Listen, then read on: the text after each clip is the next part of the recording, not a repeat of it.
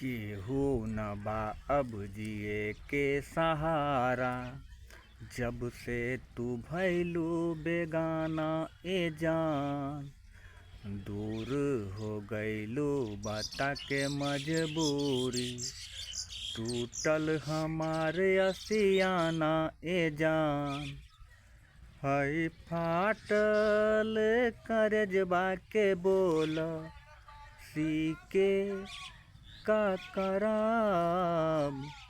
मर जाइब असही पी पी के, जी के का करब। मर जाइब असही पी पी के, जी के का करब। साथ में नाही जोदी बारू करेजा, जिंदगी बा कौन काम के।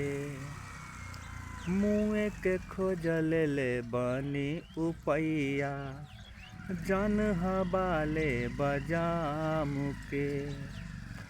तू ही तरहलू जन हमार, घुटी के का कराम। मर जाइब असही पी पी के, जी के का करब।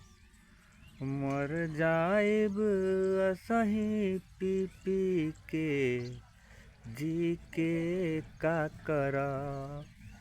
दोस्तों, मेरा ये गाना अच्छा लगे तो मेरे चैनल सिंगर दिनेश महतो को सब्सक्राइब ज़रूर से ज़रूर सब्सक्राइब करें, लाइक करें, कमेंट करें। आप मुझे सपोर्ट करें, तब हम आगे की ओर बढ़ सकेंगे और स्टूडियो से अच्छा गाना गाकर आप सबके बीच गाना को दे सकें। जय हिंद।